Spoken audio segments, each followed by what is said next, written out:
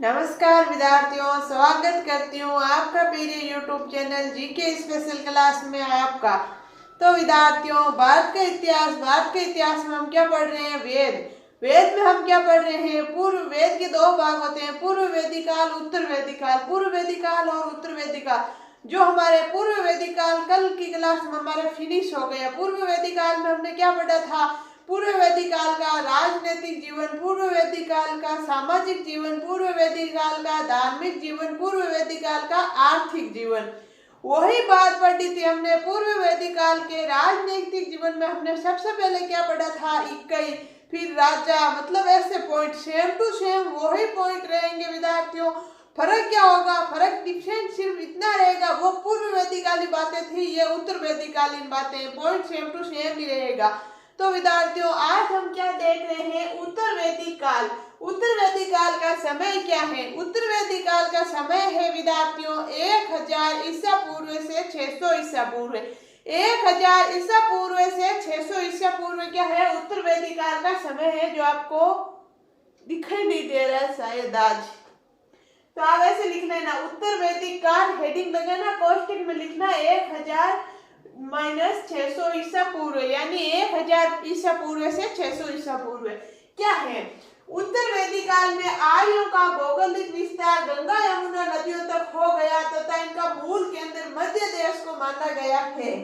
तो विद्यार्थियों, उत्तर वैदिक काल में एक तो सबसे पहले किसका विस्तार हुआ था? मृद भांड और लोहे का। ये बातें हम कहाँ पढ़ेंगे? ये जब हम आर्थिक जीवन पढ़ेंगे उसमें पढ़ेंगे। लोग क्या करते हैं? खाटा खिचड़ा ये कर देते हैं, यानी कि सब कुछ ये लिखा देते हैं पहले। एक तरफ ऐसे लिखाएंगे पूर्व वैदिक काल, एक तरफ उत्तर वैदिक काल, मतलब जल्दी जल्दी शॉर्ट लिखा देंगे, तो उसमें से बच्चों को समझ में नहीं आ रहा हम पढ़ क्या रहे हैं। क्यों? क्योंकि हम क्या करते हैं, 12th तक तो हमारे जैसे तैसे अच्छे मार्क्स बनते हैं, बन जाते हैं, इतना ध्यान देते नहीं देते। 12th के बाद या जैसे कि ग्रेजुएशन के बाद हम शुरू से ऐसे माना जाता है जैसे कि एक 3rd क्लास का बच्चा है, उसी प्रकार बच्चे को सिखाना पड़ता है एक एक पॉइंट जब वो कंपटीशन की तैयारी करते हैं। क्योंकि पढ़ा हुआ तो हमारा सेम, पढ़ा हुआ हमारा 12th तक है वही आएगा, ग्रेजुएशन तक है वही आएगा, लेकिन उसी चीज को फिर से हमें उखाड़ के खोद के पूरा पढ़ना है ताकि बच्चे को सब कुछ समझ में आए। तो हम डिटेल से पढ़ेंगे। पहले हमने पूर्व वैदिक काल पढ़ा, हम बाकी कहीं जाना तो है नहीं, हमारे तैयारी करने है, तब तक हम जब तक हमारे एग्जाम आए तब तक हमारे पूरा करना है, ताकि उनमें से जो हम पढ़ रहे हैं उनमें से अगर प्रश्न आए तो हमारे गलत न हो, हमें इस बात का अफसोस न हो कि ये हमने पढ़ा और हमें आया नहीं। इसलिए मैं सब कुछ लिखा रही हूँ। उत्तर वैदिक काल 1000 ईसा पूर्व से 600 ईसा पूर्व। उत्तर वैदिक काल में आर्यों का भौगोलिक विस्तार गंगा यमुना नदियों तक हो गया तथा इनका मूल केंद्र कौन से है? मध्य देश को माना गया है। फिर मैंने एक नोट लिखा है, मध्य देश सरस्वती नदी से लेकर गंगा यमुना नदियों तक का उपजाऊ मैदान मध्य देश कहलाता है। उपजाऊ मैदान क्या होता है विद्यार्थियों? उपजाऊ मैदान वो होता है जहाँ कृषि की जाती है, जहाँ कुछ उपजाया जाता है, उगाया जाता है, वो उपजाऊ मैदान होता है। तो ये नोट लिखा है मैंने, मध्य देश सरस्वती नदी से लेकर गंगा यमुना नदियों तक का उपजाऊ मैदान मध्य देश कहलाता है। फिर हम क्या पढ़ेंगे? उत्तर वैदिक काल का राजनीतिक जीवन। हम शुरू कर रहे हैं विद्यार्थियों आज उत्तर वैदिक काल का राजनीतिक जीवन। हमने पहले पढ़ा था पूर्व वैदिक काल, उसमें हमने राजनीतिक जीवन, आर्थिक जीवन, सामाजिक जीवन, धार्मिक जीवन, पॉइंट तो यही 4 पढ़े, लेकिन उसमें पॉइंट थोड़े लंबे थे। एक बीच में मेरे कोई काम होने की वजह से मैंने 15-20 दिन क्लास भी नहीं ले पाई, तो उसकी वजह से हमारे लंबा खींच गया। ये हमारा ज्यादा लंबा नहीं होएगा। उत्तर वैदिक काल का राजनीतिक जीवन हम आज पढ़ लेंगे। कल संडे आ गया, सोमवार को हम उत्तर वैदिक काल का क्या पढ़ लेंगे? सामाजिक जीवन। मंगलवार को धार्मिक जीवन। बुधवार को हमारा फिनिश हो जाएगा। फिर हम महाजनपद काल में एक न्यू टॉपिक ले लेंगे। तो विद्यार्थियों, उत्तर वैदिक काल का राजनीतिक जीवन उसी के साथ मैं बता रही हूँ। कल संडे है और संडे को शायद या तो मैं करंट अफेयर की क्लास लेके आ सकती हूँ। अगर आपका विचार हो तो ऐसे लिख देना, आना है। अगर क्लास आपको करंट की लेनी है तो हर संडे हम करंट की क्लास शुरू करने वाली हूँ। मेरा विचार है, आपका क्या है? आप अपने विचार मेरे साथ शेयर करना ताकि हम करंट की क्लास पढ़े। करंट तो हर एग्जाम में आता है, आपको पता है, हर एग्जाम में करंट तो आना ही आना है, तो उसको भी तो पढ़ना है ना। तो संडे हम उसकी क्लास लगा देंगे। आपका विचार हो तो आप कमेंट जरूर करना। ठीक है विद्यार्थियों, उत्तर वैदिक काल का राजनीतिक जीवन। उत्तर वैदिक काल का राजनीतिक जीवन क्या है? प्रशासनिक इकाई। बड़ा है लिख के पॉइंट लिखना, प्रशासनिक इकाई। उत्तर वैदिक काल में प्रशासन की सबसे बड़ी इकाई जनपद बनी। कौन सी बनी विद्यार्थियों? जनपद। कौन सी बनी थी? जनपद। उत्तर वैदिक काल में प्रशासन की सबसे बड़ी इकाई जनपद बनी। उत्तर वैदिक काल में छोटे छोटे जन मिलाकर जनपद बने जो कि निम्नलिखित है। दो है, तुर्वे सज्जन, तुर्वे सज्जन, तुर्वे सज्जन में किवीजन यानी पांचाल जनपद, इनका क्या बना? पांचाल जनपद। फिर है भरत व तिरसु जनपद मिलकर क्या बना? कुरु जनपद। ये दो जनपद बने विद्यार्थियों। फिर मैंने नोट लिखाया, ऋग्वेद में जन शब्द का उल्लेख 275 बार मिलता है जबकि जनपद शब्द का उल्लेख नहीं मिलता है। ऋग्वेद में विद्यार्थियों जन शब्द का उल्लेख 275 बार मिलता है जबकि जनपद शब्द का उल्लेख ऋग्वेद में नहीं मिलता है विद्यार्थियों। फिर हम पढ़ेंगे राजा। प्रशासनिक इकाई के बाद क्या ले रहे हैं? राजा। पूर्व वैदिक काल में राजा का पद आनुवांशिक नहीं था जबकि उत्तर वैदिक काल में राजा का पद क्या बन गया विद्यार्थियों? आनुवांशिक बन गया। क्या बन गया? आनुवांशिक बन गया। फिर है पूर्व वैदिक काल में राजतरंग नहीं था जबकि उत्तर वैदिक काल में राजतंगात्मक प्रणाली प्रारंभ हुई। राजतंगात्मक प्रणाली प्रारंभ हुई कब हुई थी? उत्तर वैदिक काल में। फिर है उत्तर वैदिक काल में राजतत्व का देवीय सिंहासन प्रारंभ हुआ जिसकी जानकारी वे ऐतरेय ब्राह्मण ग्रंथ से मिलती है। जानकारी कहां से मिलती है विद्यार्थियों? ऐतरेय ब्राह्मण ग्रंथ से जानकारी मिलती है। किसकी मिलती है विद्यार्थियों? उत्तर वैदिक काल में राजतत्व का देवीय सिंहासन प्रारंभ हुआ था जिसकी जानकारी मिलती है।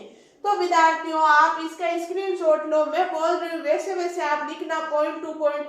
फिर हम क्या चलेंगे, ये राजा है ना, इसी के आगे लिखेंगे। एक बार मैं पूरा ये साफ कर दूंगी और यहाँ से शुरू करेंगे तो आपके तो हेडिंग यही राजा ही रहेगी, उससे आगे यहाँ से लिखना जब मैं लिखा रही हूँ आगे अब लिखेंगे। फिलहाल ये लिखो, आप हेडिंग में कहो उत्तर वैदिक काल 1000 ईसा पूर्व से 600 ईसा पूर्व। फिर मैं बोल रही हूँ आप लिख लो, उत्तर वैदिक काल में आर्यों का भौगोलिक विस्तार गंगा यमुना नदियों तक हो गया तथा इनका मूल केंद्र मध्य देश को माना गया। ये लाइन लिख लेना विद्यार्थियों। चलो मैं साइड हो जाती हूँ। फिर नोट्स लिख के लिखना, मध्य देश सरस्वती नदी से लेकर गंगा यमुना नदियों तक का उपजाऊ मैदान मध्य देश कहलाता है। क्या लिखना है नोट्स में? मध्य देश सरस्वती नदी से लेकर गंगा यमुना नदियों तक का उपजाऊ मैदान मध्य देश कहलाता है। फिर बड़ी सी हेडिंग है बीच में लगे हुए मेरे, आप ही लगाना, उत्तर वैदिक काल का राजनीतिक जीवन। क्या लिखना है? राजनीतिक जीवन। देखेंगे राजनीतिक जीवन में बड़ा है लिखे लिखना प्रशासनिक इकाइयां। प्रशासनिक इकाइयां हेडिंग लगाना और उसमें लिखना उत्तर वैदिक काल में प्रशासन की सबसे बड़ी इकाई जनपद बनी। ये एक पॉइंट है विद्यार्थियों हमारे इसमें, उत्तर वैदिक काल में प्रशासन की सबसे बड़ी इकाई जनपद बनी। फिर ये सेकंड पॉइंट है, उत्तर वैदिक काल में छोटे छोटे जन मिलाकर जनपद बने जो कि निम्नलिखित है। क्या लिखना है? उत्तर वैदिक काल में छोटे छोटे जन मिलाकर जनपद बने जो कि निम्नलिखित है। क्या है? यहाँ आ जाना। एक नंबर तुर्वे सज्जन, तुर्वे रे ऊपर वाला वे के तुर्वे सज्जन वे किवीजन, किवीजन यानी इन दो को मिला के क्या बना? पांचाल जनपद। फिर है भरत व तिरसु जनपद मिलकर क्या बना? कुरु जनपद। ये आपको जनपद समझ में नहीं आ रहा होगा क्या? जो पहली बार तैयारी कर रहा है उसे ऐसे लग रहा है ये जनपद क्या है, तो अगला पॉइंट मैं वो ही लूंगी। अगला क्या लूंगी? टॉपिक जनपद ही पढ़ेंगे हम, तो आपको समझ में आ जाएगा उस टाइम। फिर आप जब रिवीजन करोगे तो आपको अच्छे से समझ आ जाएगा। फिर विद्यार्थियों इनके बाद ये नोट्स लगाना, आप नीचे लगाना। मेरे जगह नहीं थी तो मैंने ये कोष्टक बना दिया, आप इन पॉइंटों के नीचे लगाना नोट्स। ऋग्वेद में जन शब्द का उल्लेख 275 बार मिलता है जबकि जनपद शब्द का उल्लेख नहीं मिलता है। ऋग्वेद में जन शब्द का उल्लेख 275 बार मिलता है जबकि जनपद शब्द का उल्लेख नहीं मिलता है। फिर आप पॉइंट लिखना बड़ा बी करके राजा। क्या लिखोगे? राजा। फिर इसमें लिखना है पूर्व वैदिक काल में राजा का पद आनुवांशिक नहीं था, आनुवांशिक नहीं था जबकि उत्तर वैदिक काल में राजा का पद आनुवांशिक बन गया।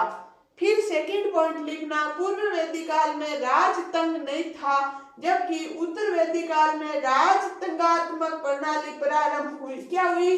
रा जे ते गा ते आता ते में के राजतंत्रात्मक प्रणाली प्रारंभ हुई। फिर लिखना उत्तर वैदिक काल में राजतत्व का दैवीय शाद प्रारंभ हुआ जिसकी जानकारी ऐतरेय ब्राह्मण ग्रंथ से मिलती है। तो विद्यार्थियों आपने लिख लिया होगा, नहीं दिखा है तो स्क्रीनशॉट ले लो, फिर हम आगे चल रहे हैं। अब आपको क्या करना है, प्रशासनिक लिखे ये लाइन लिखना, फिर ये लिखना, फिर ये दोनों लिखना, फिर ये नोट लिखना। उसके बाद ये राजा लगाना, आपको बड़ा सा बी लिखे, फिर इसमें ये लाइन लिखना, फिर ये लिखना, फिर ये लिखना। इसके बाद जो मैं अब लिखूंगी वो इसके बाद लिखना है। क्यों मैं ये सब पूरा हटा रही हूँ, मेरे तो इस राजा को लिखना है तो मैं यहाँ से शुरू करूंगी, आपको इसके बाद वो लिखना है जो मैं यहाँ से लिखा रही हूँ। चलो विद्यार्थियों आगे लिख रहे हैं। तो आगे देखो विद्यार्थियों, उसी राजा पॉइंट में ही आगे देखना आपको।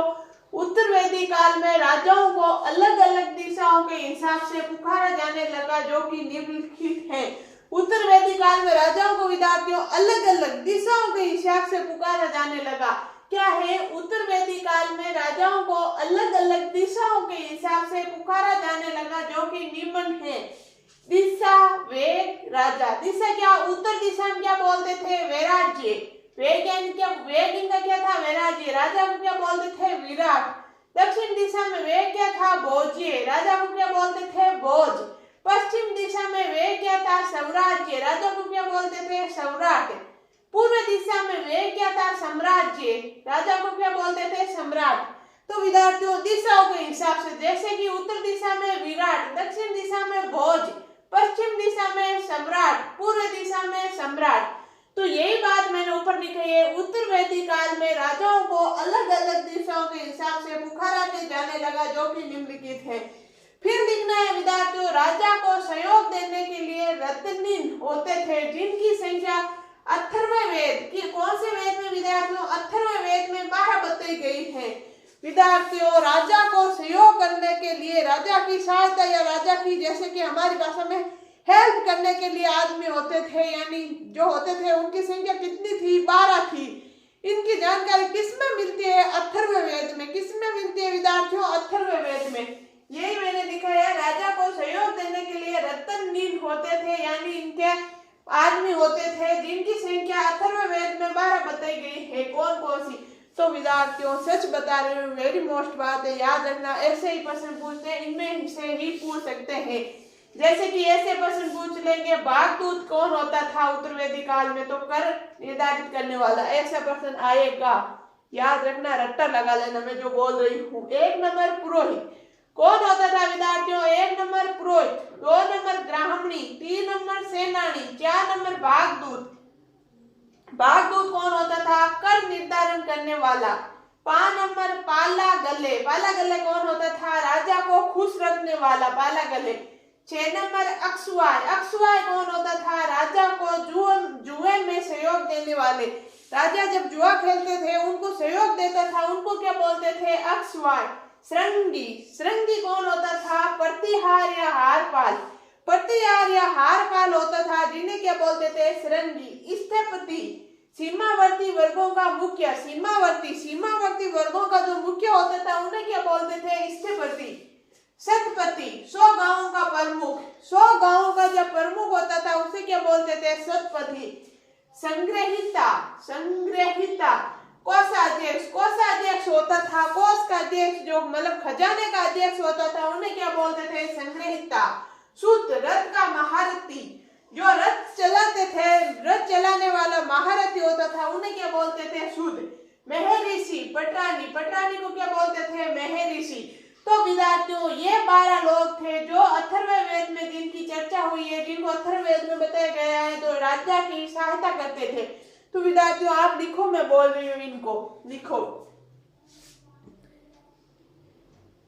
चलो मैं बोल रही हूँ, आप लिख लो। उत्तर वैदिक काल में राजाओं को अलग अलग दिशाओं के हिसाब से पुकारा जाने लगा जो कि निम्नलिखित है। पहले लिखना दिशा, मेरे तो यहाँ जगह कम थी, मैंने ऐसी चिपचिपक के लिख कर दिया। आपके नोटबुक है अच्छे से हैंडराइटिंग जमा के अच्छे से लिखना, अलग अलग पेनों से, क्या मजा आएगा पढ़ने में। लिखना दिशा, फिर लिखना वेग, फिर लिखना राजा। दिशा कौन कौन सी, उत्तर, उत्तर में वेग कौन सा, वैराज्य। राजा कौन सा, विराट। दिशा दक्षिण, वे कौन सा? भोज्य, राजा भोज। दिशा पश्चिम, वे कौन सा? साम्राज्य, राजा सौराज। दिशा पूर्व, वे कौन सा? साम्राज्य, राजा सम्राट। फिर इसी को लिखना, राजा को सहयोग देने के लिए रत्नहीन होते थे। राजा को सहयोग देने के लिए रत्नहीन होते थे, जिनकी संख्या अथर्ववेद में 12 बताई गई है। कौन कौन से होते थे पहले लिखना आप। मैं 1 से लगा के 12 लिख रही हूँ। लिखो पुरोहित, फिर ग्रामीण, फिर सेनानी 3 नंबर, 4 नंबर बागदूत, 5 नंबर पालागल्ले, 6 नंबर अक्षवाय, 7 नंबर सरंगी, 8 नंबर स्थपति, 9 नंबर सतपति, 10 नंबर संग्रहिता, 11 नंबर सूत, 12 नंबर महर्षि। अब मैं 4 नंबर से फिर से बोल रही हूँ। बागदूत के आगे लिखना है कर निर्धारित करने वाला। कौन होता था? बागदूत कर निर्धारित करने वाला। फिर पालागल्ले कौन होता था? राजा को खुश रखने वाला। फिर अक्षवाय कौन होता था? राजा को जुए में सहयोग देने वाला। फिर सरंगी कौन होता था? प्रतिहार या हार पाल। फिर स्थपति कौन होता था? सीमावर्ती वर्गों का मुख्य होता था। सीमा का मुख्य कौन होता था? स्थपति। फिर सतपति कौन होता था? 100 गांवों का मुख्य। 100 गांवों का मुख्य को क्या बोलते थे? सतपति। संग्रहिता कौन होता था? कोषाध्यक्ष। कोष यानी खजाने का अध्यक्ष कौन होता था? संग्रहिता। सूत कौन होता था? रथ का महारथी, रथ चलाने वाला। महर्षि कौन होता था? पटरानी। तो विद्यार्थियों आपने लिख लिया होगा, मैंने बोल दिया, अच्छे से लिखा होगा। चलो आगे चलते हैं।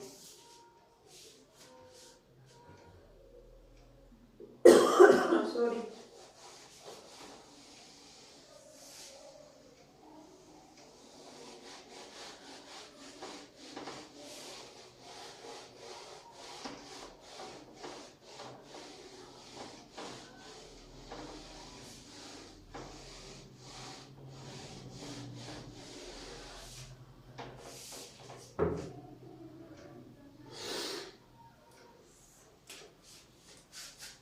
अब विद्यार्थियों सी लगाना बड़ा सा, फिर लिखना संस्थाएं।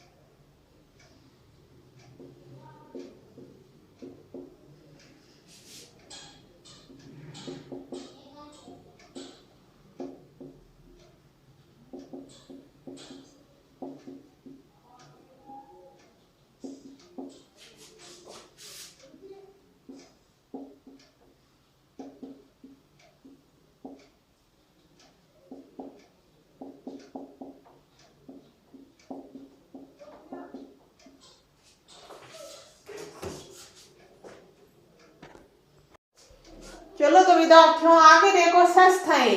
क्या है संस्थाएं विद्यार्थियों? थोड़ी सी बीच में मैं गैप ले लिया, कोई आ गया था और घर पे कोई था नहीं तो इसलिए। तो आगे देखो विद्यार्थियों, उत्तर वैदिक काल में हम क्या पढ़ रहे हैं? वी हमने पढ़ा था राजा। अब सी हम पढ़ रहे हैं संस्थाएं। उत्तर वैदिक काल में सभा व समिति नामक 2 संस्थाओं का उल्लेख मिलता है, क्योंकि इस समय विद्या नामक संख्या हो गई। क्या हो गई? विद्या नामक संख्या हो गई थी विद्यार्थियों। उत्तर वैदिक काल में सभा व समिति नामक दो संस्थाओं का उल्लेख मिलता है। कौन कौन सी सभा और समिति नामक दो? क्यों मिलता है? क्योंकि इस समय विद्या नामक संख्या हो गई थी, विद्या संख्या हो गई थी। फिर नीचे 3 तरह के नोट्स लिखा है विद्यार्थियों, मैं दिख रहे हैं ना आपको? ठीक है। अथर्ववेद में सभा व समिति को प्रजापति की दो पूंजों बताया गया है। अथर्ववेद में क्या है? सभा व समिति को प्रजापति की दो क्या बताया गया है? पूंगी बताया गया है। फिर है उत्तर वैदिक काल में सभा को नरिष्ठ कहा गया है। तो प्रश्न ऐसे ही आएगा विद्यार्थियों, उत्तर वैदिक काल में सभा को क्या कहते हैं? क्या कहते हैं? नरिष्ठ। क्या बोलते हैं विद्यार्थियों? नरिष्ठ। और अथर्ववेद में सभा व समिति को प्रजापति की दो क्या बताया गया है? पूंगी बताया गया है। फिर है शतपथ ब्राह्मण ग्रंथ में राज्य अभिषेक का उल्लेख मिलता है। शतपथ विद्यार्थियों ब्राह्मण ग्रंथ में किसका उल्लेख मिलता है? राज्य अभिषेक का मिलता है। तो विद्यार्थियों ये था हमारे संस्थाएं उत्तर वैदिक काल का क्या था विद्यार्थियों? राजनीतिक जीवन। अगली क्लास में हम क्या पढ़ेंगे? उत्तर वैदिक काल का सामाजिक जीवन। कल की